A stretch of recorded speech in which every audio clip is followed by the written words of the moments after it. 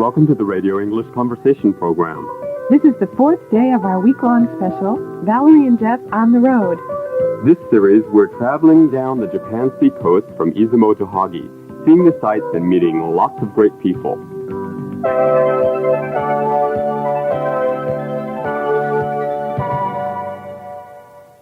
I'm in the studio of Mr.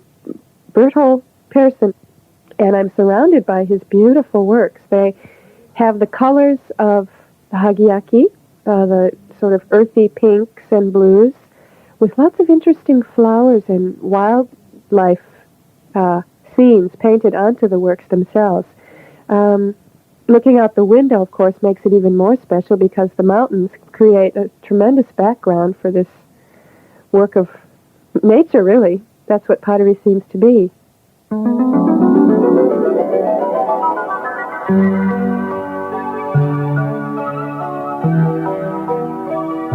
Well, yeah, when you mention the name Hagi, naturally the first thing we think of is Hagi ceramics or the so-called Hagiyaki. Right. And after riding on a train for 3 hours, we finally got there and interviewed Mr. Bertil Persson, as I just mentioned, who is from Sweden and has been in Hagi for a very long time, or in Japan for a very long time. How long about? Well, if I recall, it was about 17 or 18 years. Oh, boy. Yes. That makes our stays seem short, doesn't it? Right. So he must be a real expert by now, huh? He is. Well, I learned so much from him, and I even got to try my hand at the wheel myself.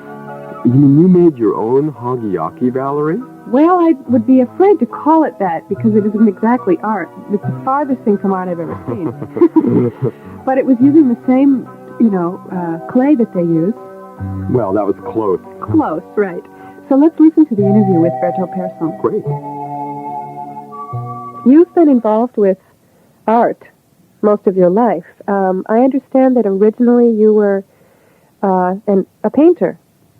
I wanted to become a painter originally. I'm born in Sweden, and I went to art school to learn oil painting and drawing and so on. But after 2 years, I graduated and went to Copenhagen to start to be a China painter. It was a safety way, my parents thought, so it becomes like that. And I studied it for 4 years and went out on travel and came back to Royal Copenhagen, one of the old factory, China factory in Denmark. Anyway, I stayed in the company 12 years, and then I decided to come to Japan. In that company, you painted on China, fine ceramics? Yes, mainly as a decorator, a painter. I worked there. And why I came here, it's because I thought the road is too narrow.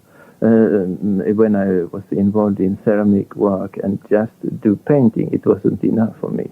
But I continued for 12 years until I came here. Well, you certainly held on a long time to something that you felt was restricting you. So I thought that Japan might be the best country to learn to throw pots. I mean, with a long history they have here, it might be studying. Had you studied Japanese pottery before that? No, not at all.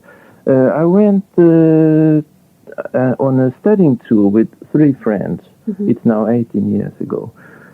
It was one of my teachers who said, it's necessary if you're doing pottery in the future, you have to go to Japan once and see, because it's so rich in this field. Everything concerned to ceramic and China comes from China over Korea.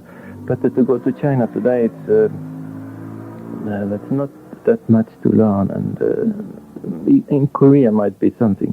But in Japan, it's remained so much of any kind of technique and any kind of tradition from the very original age, many 100 years ago in China. Yes, So after working at a ceramics factory and painting for 12 years, upon the advice of your teacher, you came to Japan, not knowing very much about Japan at all.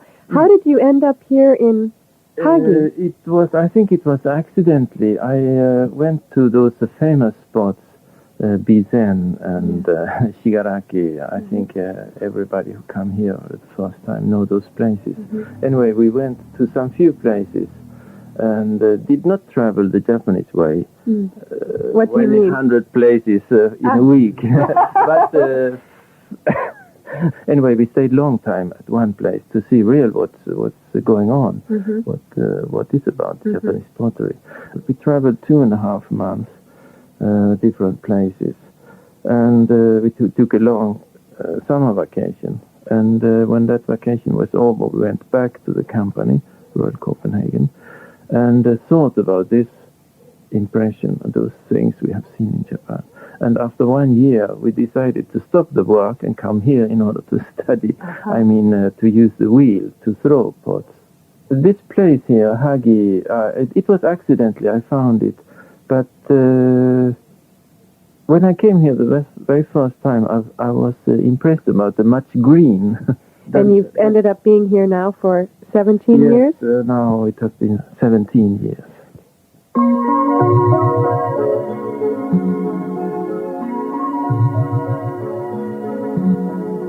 Well, so I guess he started out as a painter, specifically a Chinaware painter. Right, and he's now managed to incorporate this into his work today. He paints on his pieces of pottery. Oh, really? Very beautifully, yeah. Huh.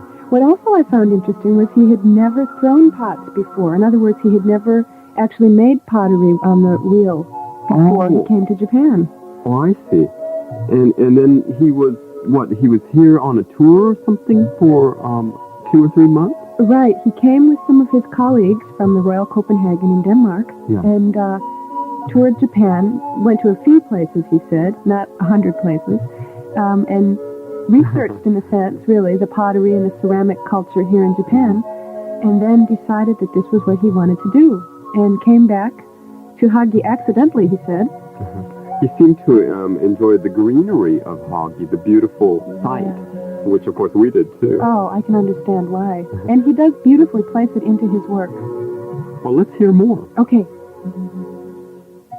Would you consider your work traditional HAGI style work, HAGI style pottery? It's traditional as far as clay and burning and glaze is concerned, because that's similar to the tradition. The difference is that I put the brushwork on it, painted wildflowers and so on. Sometimes landscape or HAGI pottery is mainly tea ceremony utensils.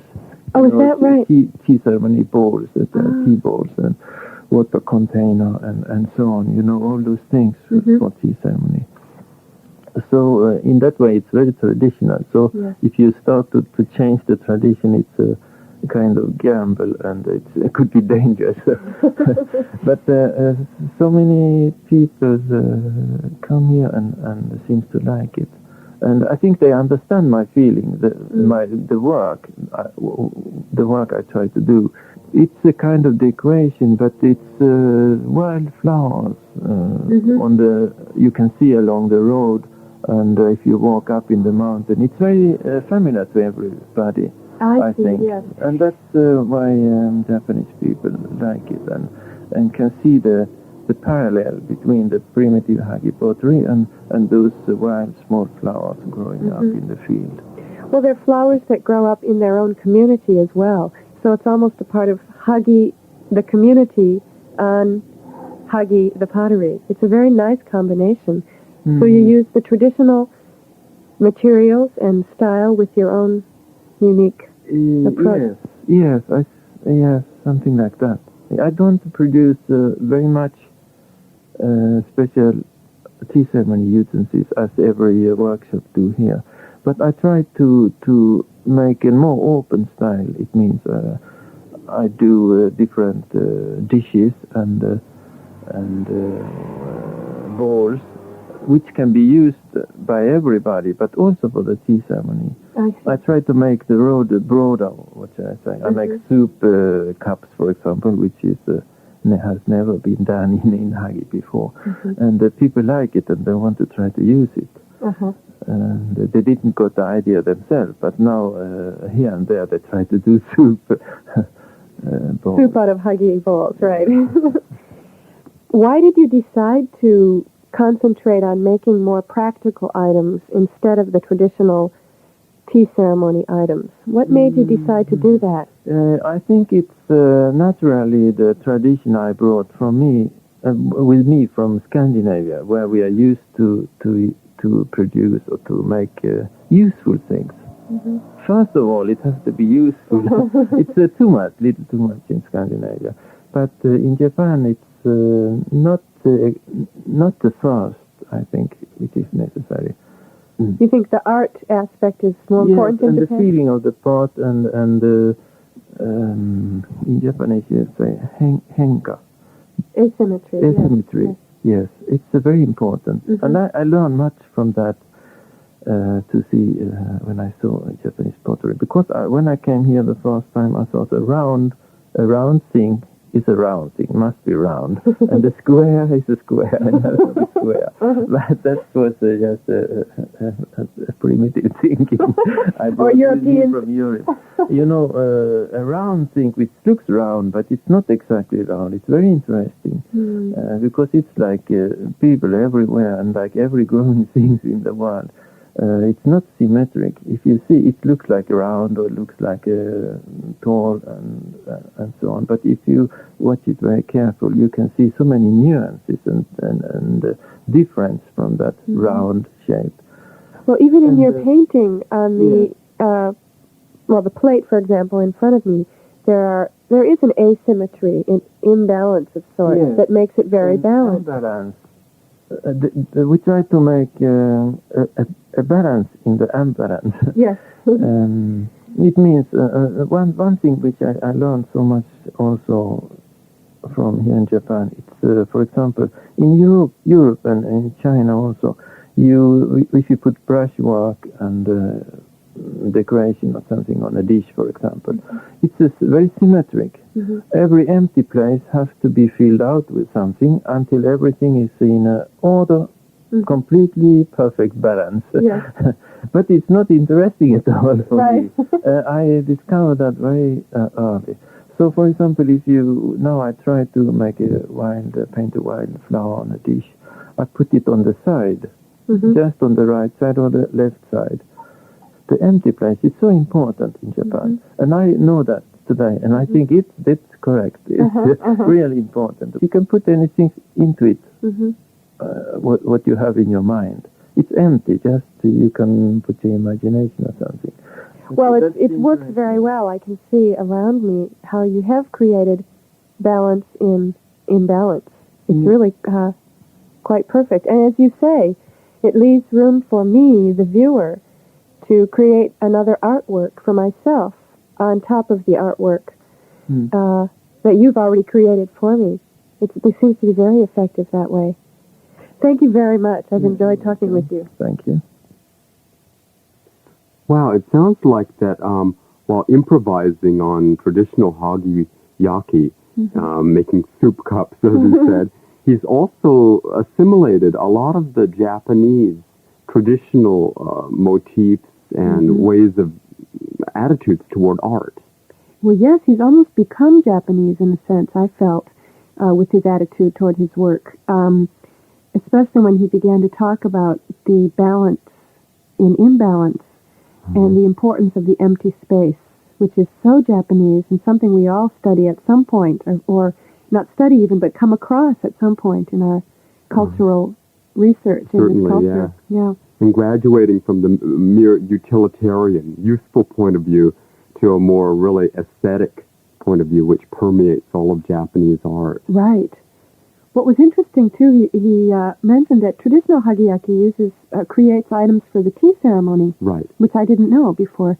And he's sort of a pioneer in creating new forms of hagiyaki. Wow. Yeah.